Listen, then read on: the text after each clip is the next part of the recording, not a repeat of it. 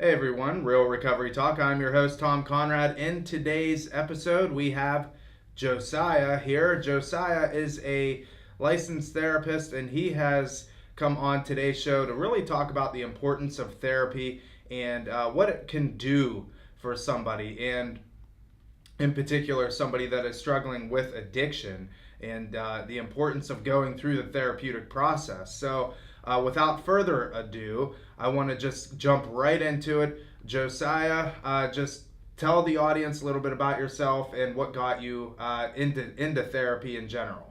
Yeah, hey Tom. So I have been in the addiction industry for roughly 5 years. I basically started out at the bottom, picking people up who were entering into a treatment center, and then from there I, made the decision that I wanted to further my education, and I decided that therapy would be a good route for me. So I entered into a master's program and worked my way through that while working simultaneously, and eventually went through and graduated from a master's program and got a job as a therapist, and I've been doing that since. So, you obviously have had some sort of addiction issues in the past growing up. Correct. Yeah. I currently am about 5.5 years sober. So I have had a past history of addiction in my life. What has been your experience with people that are, because we oftentimes hear, especially clients when they come in, they want their therapist to have gone through addiction themselves.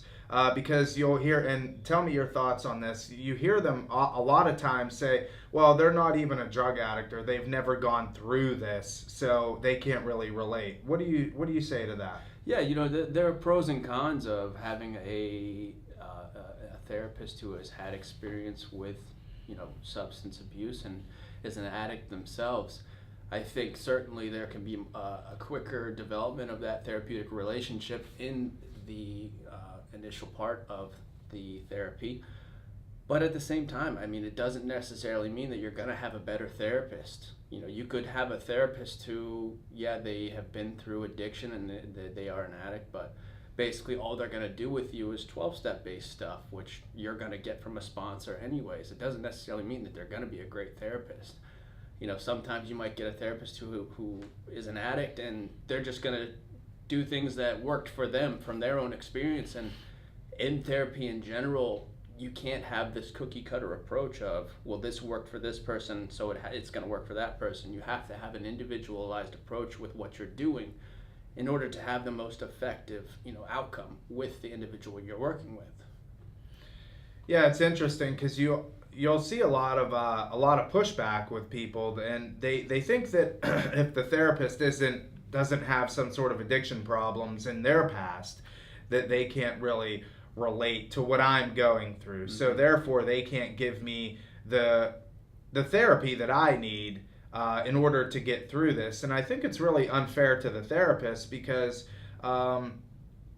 they've undergone a lot of education, of course. They've gone through the whole schooling process, and them having the addiction and going through that is really a bonus. What qualifies somebody as a therapist, good and bad, sometimes is really you just need to have the education, and that's good and bad. I know a lot of people that have the education, but they, in my opinion, they should not be a therapist, but they have the education, so it allows them to do so. And on the flip side, you see people that don't have the education that, just through conversation with people, you could tell that they would be a phenomenal therapist, but They don't have the education, so therefore they can't perform that therapy. Yeah. And one other thing that I tell people who, because that's a thing that you hear a lot from clients is, well, you've never experienced addiction, so how can you understand what I'm going through? And one point that I'll often offer to them is like, okay, imagine you had cancer. Would you go into your doctor and say, have you ever had cancer before? And if they said no, would you say, well, you can't treat me? It's the same mentality, that people have when they come into a place and say, well, have you ever used drugs before? Have you ever had a problem with addiction? Then you can't understand what I'm going through. We're asking the wrong question here. The question that we have to ask is, are you competent enough to treat me? Not necessarily have you had the same experiences. Just because I've had the same experiences doesn't mean that I'm competent to treat you. Well, and there's also a level of if we have this mentality that we want our therapist to have gone through addiction, and that we're almost setting a prerequisite for them. And isn't that to a certain degree, that's setting boundaries? That's still trying to control this whole scenario rather than just kind of sitting back and saying, you know what, I obviously am not good at making decisions for myself, so I'm going to sit back and I'm going to let somebody do that for me. But you have to have addiction issues. That's not fair to the therapist, and it's really not fair to yourself either, if that's something that you're doing. It's there is a point of really humbling yourself, understanding that I've tried to fix these, because most addicts, they try and fix themselves. They try and self-diagnose themselves, and they try and fix themselves all too often and fail, and they fall flat on their face time and time again. So being able to sit back and say, addiction or not, I'm going to let you fix me. That is a very important piece to this puzzle that I think a lot of people, they tend not to do. Yeah, that's an excellent point you bring up, Tom, because oftentimes that question of, did you have a history of addiction? Are you an addict? The real root behind that question is, I'm trying to control this relationship.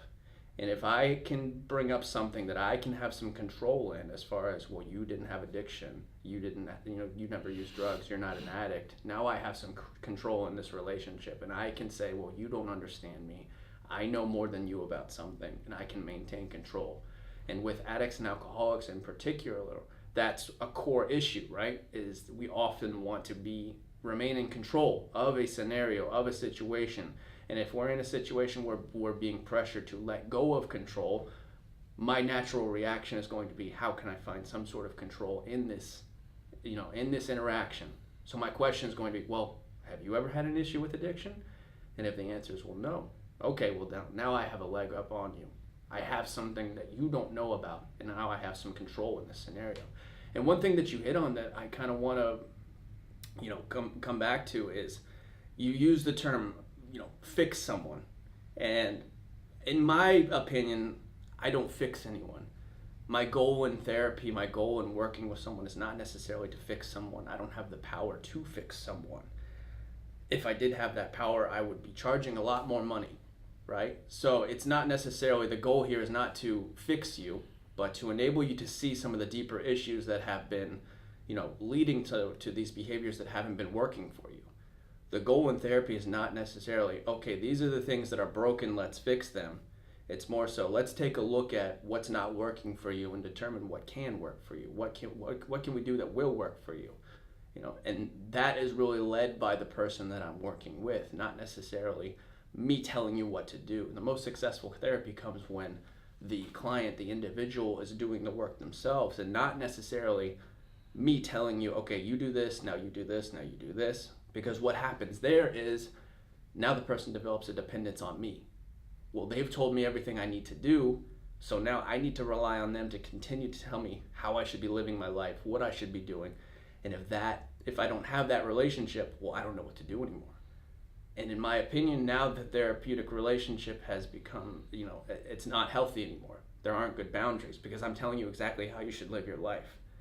What really should happen, and what really, signifies a healthy and successful therapeutic relationship, is when you're gaining the skills on your own to live your life, to regulate your life, to learn how to live, independently, without needing to have someone there by your side kind of telling you, okay, this is what you should be doing next.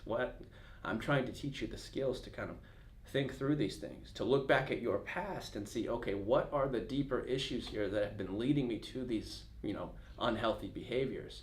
That's really the goal that we're looking at when we're going through a therapeutic process. Yeah, that was one of my questions, actually, was why would somebody even want to see a therapist? Because drugs and alcohol is generally is a symptom of some unresolved issues. Like, we know that, and if you don't know that, and if you don't understand that, there's a lot more research that you can do, but in its simplest terms, people that are addicted to drugs, people that are addicted to alcohol, it is a symptom of unresolved traumas or whatever the case is. And there's a therapeutic process that has to happen in order to find out what these are. So my question was, why would somebody even like want to see a therapist in the most simplest of terms? I mean, to put it bluntly, most people don't want to see a therapist, because what in their mind that means is something is wrong with me, so now I have to go and talk to somebody about it. And what's usually associated with that is a lot of shame. And shame is a powerful emotion, and it keeps us stuck for a long time. So oftentimes, no, most people don't want to see a therapist. Most people aren't, kind of chomping at the bit to come and see me or any other therapist. Most of the time, it takes a pretty extreme situation to be willing enough to go and see a therapist and talk about some things, such as I have a drug addiction, such as I'm going through a divorce, I've experienced an extremely traumatic situation in my life, I've had a death, something like that, where, okay, now I'm willing to talk to somebody. Whereas the majority of people in their day-to-day lives, although therapy would be beneficial for them, if you say, hey, would you be willing to go see a therapist? Their initial reaction would be, well, there's nothing wrong with me. I don't need to see a therapist. So I think that people should see a therapist to really, start to look at these deeper behaviors. And looking specifically at addiction and alcoholism, like you said, Tom, it's more so we're looking at what are the deeper issues here. Oftentimes people come in and I'll ask them, okay, what are your goals? And they'll say, well, I don't want to use heroin anymore. I want to stop drinking, whatever the case may be. And I kind of have to like burst that bubble by telling them like, look, that's not your problem. Alcohol wasn't your problem. Heroin is not your problem. And I think that's an issue that that treatment in general has missed a lot of the time, because primarily what our goal has been is, well, let's just get you off of drugs. We are successful if you leave here and you're not using heroin, if you're not drinking. Our gauge for success is how long can you go without using the substance, which we're missing the point there if that's what we're asking. Really what we need to be looking at is, why am I using heroin? Why do I continue to pick up another drink? And that is really what gets missed a lot of the time. And that's really what I try and confront when I sit down with someone. It's not necessarily, okay, how can we teach you not to use these things, but understanding, why am I using these things? Because it's drugs and alcohol, they are used as a solution to cope with problems that I had no other coping skill for. Drugs and alcohol were not my problem, they were my solution to my problems. The only problem is that problem didn't work for me. And that's what we have to confront. I have to recognize that doesn't work for me. And I have to see, okay, let's confront these deeper issues here, whether it be past trauma in my life, resentments that I hold, whatever it may be. I have to take a look at those things and really resolve those things if I want to find long-term sobriety. Not necessarily, okay, let's just talk about relapse prevention and how to just not pick up another drink or a drug. I think one of the things that you're talking about that's really hard for people is vulnerability, being vulnerable. And it's, I don't think it's just drug addicts and it's not just alcoholics. It's people in general. They have a hard time being vulnerable, and there's a serious fear that is tied to that, because when I become vulnerable, I'm letting people in that I otherwise wouldn't. And for myself in general, prior therapy, I was a very closed off person. I kept to myself. Nobody really knew what was going on with me, and that was it. And I was fine. I was comfortable there. But after everything kind of hit the fan and I realized that I needed to get help, and there was a therapeutic process that was involved in this, now I had to become vulnerable. I had to open up. I had to entrust somebody else with my thoughts, with my feelings, with everything that has gone on with me in my past. And that's a very scary place to be. Absolutely. Especially if, there's, I mean, we run into people not on a daily basis, but very often that they've been sexually abused as a child. That their parents have beat them as children. They have abandonment issues. They've seen people murdered right in front of them. Fill in the blank, and we've seen it. And we're asking somebody within generally a week or two to trust me enough to tell me all of your deepest, darkest secrets. And the unfortunate thing is that unless they're willing to do that, there's not much that we can do in the way of healing, because in order to get the most benefit out of the therapeutic process, you have to be able to be vulnerable and you have to be able to do those things, or else you're not going to get the full benefit of what therapy has to offer. So outside of drug addiction and alcoholism, who is it that would really want to see a therapist? Because there's multiple different kinds of therapy, but people generally think, and as soon as they hear, oh, I need to see a therapist, and I'm going to go lay on a couch, I'm going to kick my feet up, and I'm going to tell you my deepest, darkest secrets. Right. Great question. And before we get into that, I'd really like to hit on that vulnerability point that you made. Is vulnerability is one of the hardest things to really access in yourself, especially as someone coming to see an individual who you've never met before, and they're asking you, some of the deepest questions about yourself in our first meeting. And I think for me personally, what has really helped me with that aspect is putting myself into those people's shoes, thinking, okay, if I was a person coming to sit down with a therapist, which I have before, what would make me feel most comfortable to really talk about anything? Because without vulnerability, the therapeutic relationship it's not going to be strong enough. It's going to be very surface level. And I've experienced that before, where someone is just not willing to really open up about things, and every week it's, well, everything's fine, everything's good, life is good.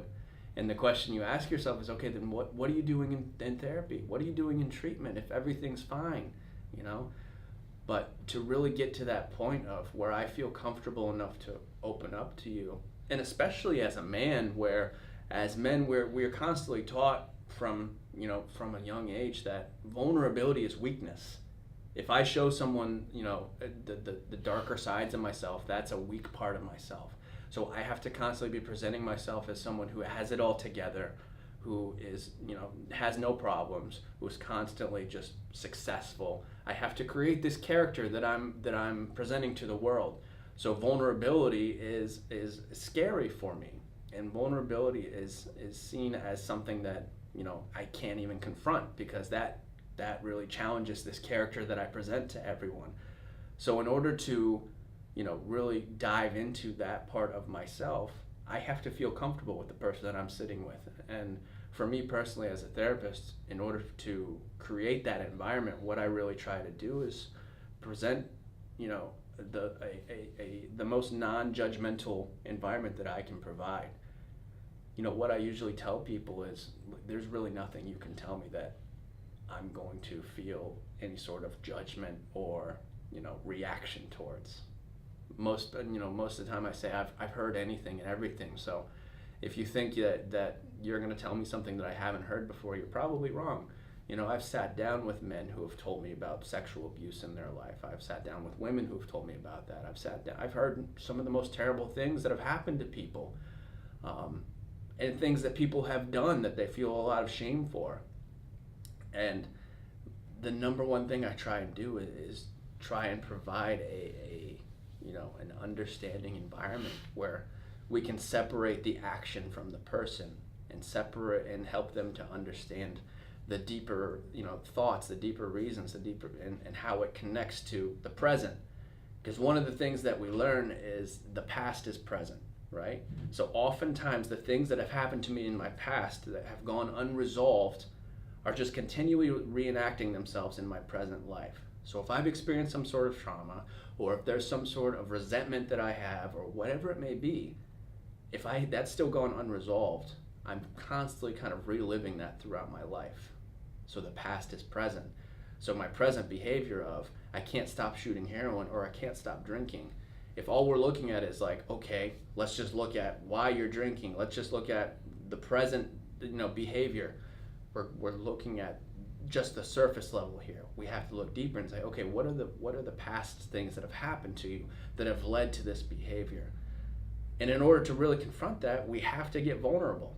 We got to get vulnerable in therapy. And, I have to smash that belief that vulnerability is weakness. And quite the opposite, vulnerability is one of the strongest things you can do. Whenever you're in a group of people and you see someone who is, opening up and being extremely vulnerable, oftentimes your initial thought is like, wow, I wish I could open up that much. Not, wow, I can't believe they're sharing that. So oftentimes it's that negative core belief that I have, that voice inside me that's telling me, don't share anything, don't tell anybody anything. If you let them know what's really going on, they'll reject you. They'll think this about you, they'll think that about you. But I have to really overcome those negative core beliefs if I really want to move forward and resolve some things in my life. I think that's a very good point to bring up about, and it kind of seems like we're stuck on this vulnerability, but that's okay, because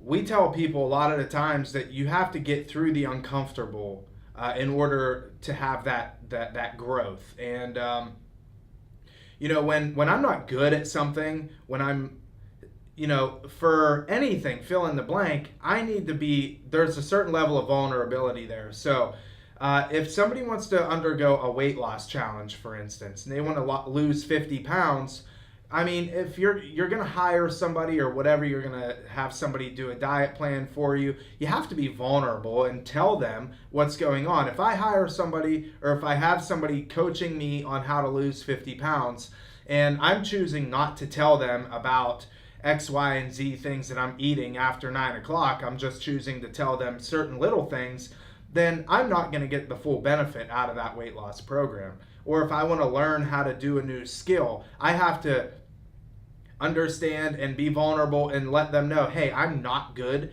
at this, and this is why I need your help. And really opening up and letting them come in and teach you the skills necessary to be able to do this successful. And I think that's something that in the therapeutic process is it's vital. You have to be able to be willing to tell everything, whether that's drug addiction and alcoholism or marriage counseling. I think that's a huge one that people will miss on. Like, they don't want to, we're going to see a marriage counselor, but we're not going to tell them everything. We're just going to tell bits and pieces, and then you don't get the full benefit of that.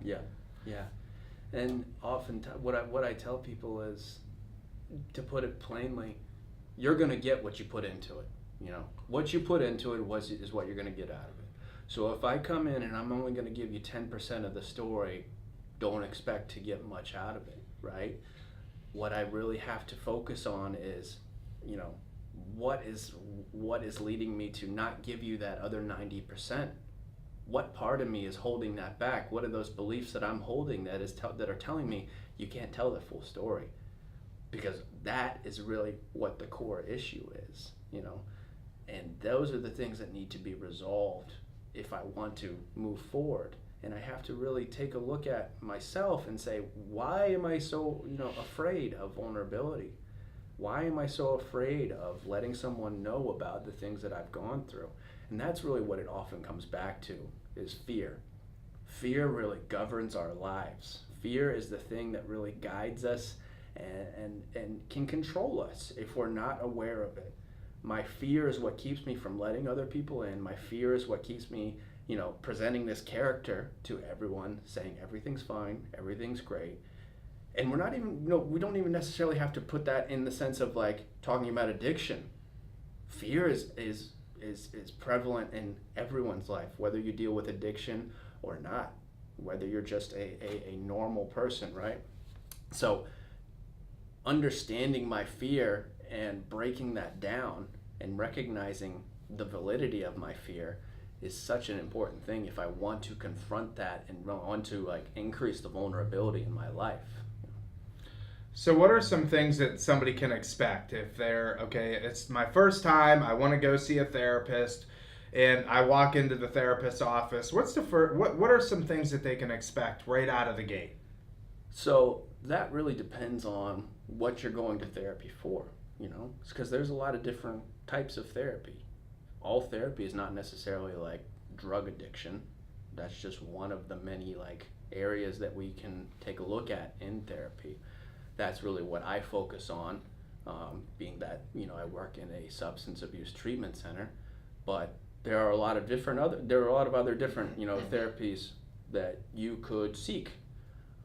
So, you know, like you mentioned earlier, there's marriage therapy, there's couples therapy, there's therapy that will specifically focus on trauma. Although trauma and addiction is usually highly, you know, connected, it doesn't necessarily have to be. You could have experienced a very traumatic experience and have no history of addiction in your life. So you can go see a therapist who focuses on trauma. And there's a lot of different therapeutic modalities that focus on trauma. That's something that we're seeing a lot of growth in right now as far as the treatment of trauma, and a lot of innovation as far as taking a look at the brain and how the brain stores trauma and how we can resolve trauma. But there's a lot of different types of therapy that you can seek. So when I'm going to see a therapist, what should I expect? Well, initially probably what you're going to find is you're going to sit down and your therapist is going to say, okay, well, what brings you in here today? You know, and you're going to really kind of explain what you're looking for, what you're seeking some assistance with, what your presenting problem is. And they'll talk about that for a little bit, and then from there you'll go through kind of like a information gathering phase where they're going to ask you a bunch of different questions about your family and your past and your present family and your childhood, and you know, a lot of different things just to see the bigger picture of things, because that's, you know, that's an important part of therapy, is taking a look at, okay, what's the bigger picture here? We can look at this like very zoomed in picture of like, this is the problem, right? But to really confront what we're looking at is we zoom out and see the bigger picture here and say, okay, let's look at your family. Let's look at your present family. Let's look at your family of origin. Let's look at all these different factors that have influenced where you are right now and see how they're affecting whatever you're coming in with and asking for assistance with, whether it be depression or trauma or anxiety or addiction or, you know, trouble in your relationship. It's oftentimes not just related to just this one problem. What we have to look at is, okay, what's the bigger picture here? How has my past influenced what's happening right now? Just like I said earlier, the past is present, right? So we have to take a look at and zoom out and see, okay, let's see all the influencing factors to what's going on here right now. Okay. So, and about the length of sobriety, what's the general length, or does that vary? So the length of treatment? What did I say? Length of sobriety? Oh, no.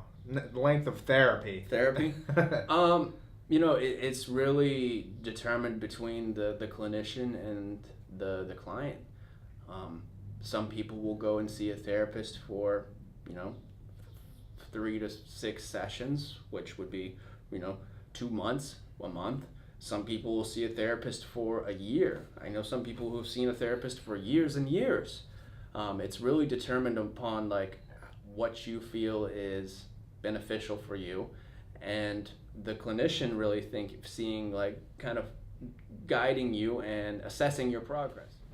Yeah, that's great, because I think a lot of times people come in and they're like, well, I'm going to do 30 days and everything's going to be hunky-dory after that. And it never works that way generally. Yeah. And again, I think that's part of the problem coming into it. They're still holding on to some part of control. And if that's you, if you've gone through that and you have these ideas that like, well, I'm going to go in and do 30 days or 60 days, try and get rid of that, because you want to come into the therapeutic process with as open of a mind as possible. And you don't want to set these false expectations for yourself, because ultimately what that can do is that can just lead to failure, really, because next thing you know, you're not going to achieve the things that you wanted to achieve in those 30 days. And so it's not your fault. Now it's the therapist's fault, and then maybe you're closed off to therapy moving forward. So I don't think, I tell people when they come in, whether it's to treatment or if they're going to see a therapist or whatever the case is,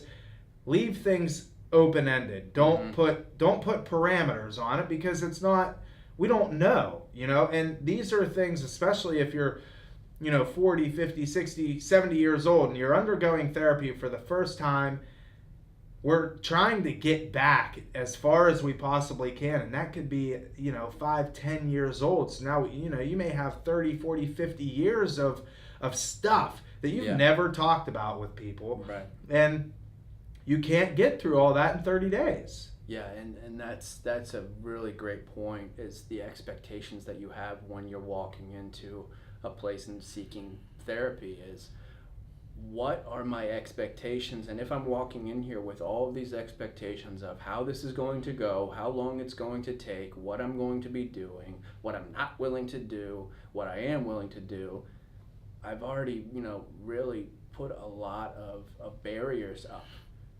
I have to walk in, like you said, kind of open-minded and having, this open-ended expectation of, I don't know how long this is going to take, and I'm willing to kind of go through this. Because if I walk into a place and I say, I want to deal with this trauma that I have, and like I shared earlier, oftentimes we walk in and we think, well, this presenting problem is what I want to deal with.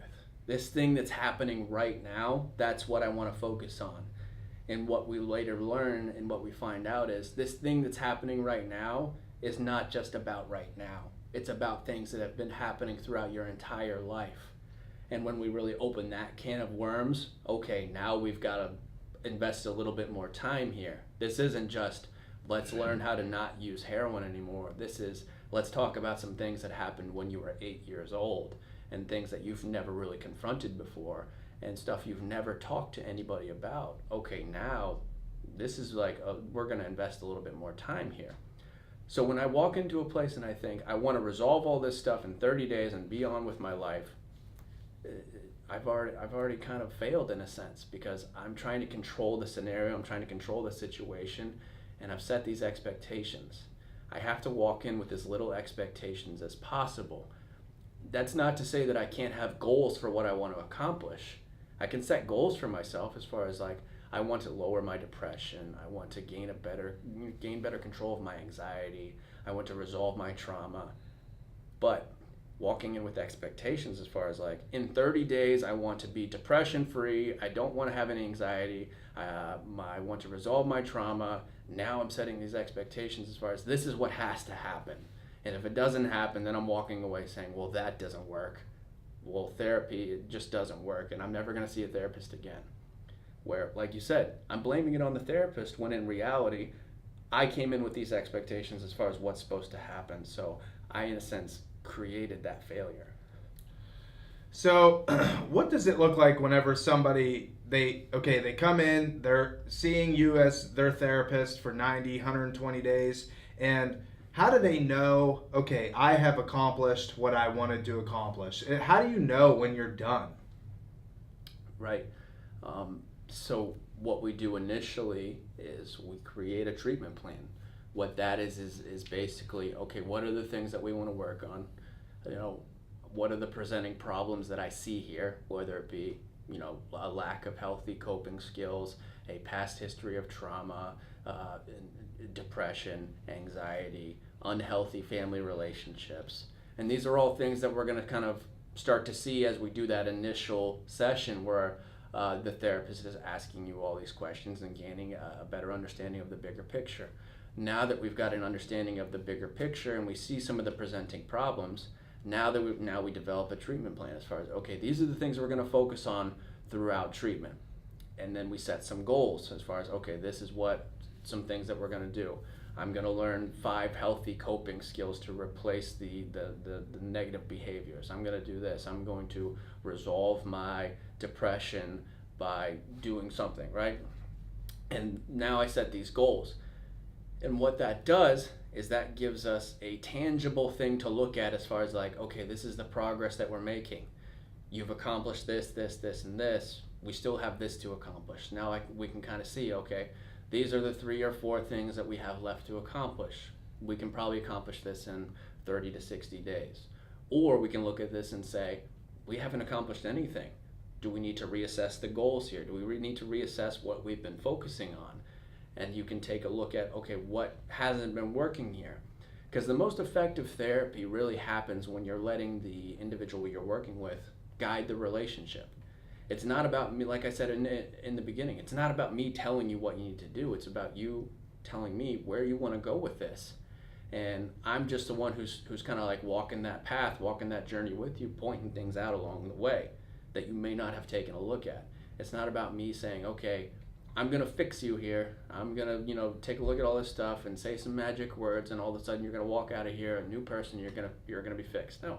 It's about you gaining a deeper insight into your problems and how they have contributed to the behaviors that are, presently, in your life, whether it be addiction, whether it be depression, whether it be anxiety. I have to look at these things, and now that I look at these things and I can really see, okay, this is connected to things that have been happening in my life for the past 20 years. This isn't just what's happening right now. This has been something that has been going on throughout my entire life. Well, that's a lot. I think that's a good 30,000 foot view of the therapeutic process. Right. There's a lot more that can go into it. There's a lot of different avenues, details that we obviously can't cover today. So with that being said, Josiah, I think, obviously the work that you do is amazing and definitely helping a lot of people, and it's awesome, and what you contribute to the addiction community is phenomenal. So really appreciate that. Do you have any final thoughts? Yeah, if there's one thing I could leave you with, if you're watching this or if you're listening to this, is don't think of therapy as, well, something's wrong, so I have to go fix it. Don't think of therapy as, well, there's nothing wrong with me, so I don't need to see a therapist. Anyone and everyone can benefit from seeing a therapist. Everyone has stuff in their life that they're dealing with. And sitting down with someone who has experience in dealing with that stuff can really change your life and change the way that you think. Especially when we're talking about, the addict. Oftentimes the family says, well, the addict is the one that needs to go get therapy and get help. When in reality, the entire family could benefit from therapy. Whether it be the parents of the addict, the brothers, the sisters of the addict, the wife, the husband of the addict, all of these people should be seeking therapy and talking to a therapist about the things that they've experienced. So don't see therapy as something that is like, oh, it's this taboo thing that like something's wrong with me, so now I need to go see a therapist. Therapy is something that can be beneficial to anyone and everyone if you have the willingness to go through that process. And once you've gone through it, you're going to come out the other side with so much more insight into your life, and it's going to offer so much more value to every aspect of your life. Yeah, I tell people often that it's an opportunity to invest into yourself. And that's the way that you have to look at the therapeutic process. It's an opportunity for me to invest in myself. And if you can look at it that way, then it makes it a lot easier to undergo. You don't have to look at it as there's something wrong with me and now I need to go see a therapist. No, it's an opportunity to invest in yourself. So with that being said, Josiah, I really appreciate you coming on. Yeah. And realrecoverytalk.com/conversation, you can go there and download your PDF file that will walk you through how to have a conversation with your loved one. If they are struggling with addiction, chances are you do not know how to have a conversation with them. If you go to realrecoverytalk.com/conversation, there's a PDF file. All you have to do is plug in your email and it will come straight to your inbox. And if you follow the directions in that guideline, then you will have no problems at all. Our contact information is on there. You can reach me at tom@realrecoverytalk.com, and there's also a cell phone number there as well. And if you call that, it will come directly to my cell phone. So with that being said, we will see y'all later. Thanks, Tom.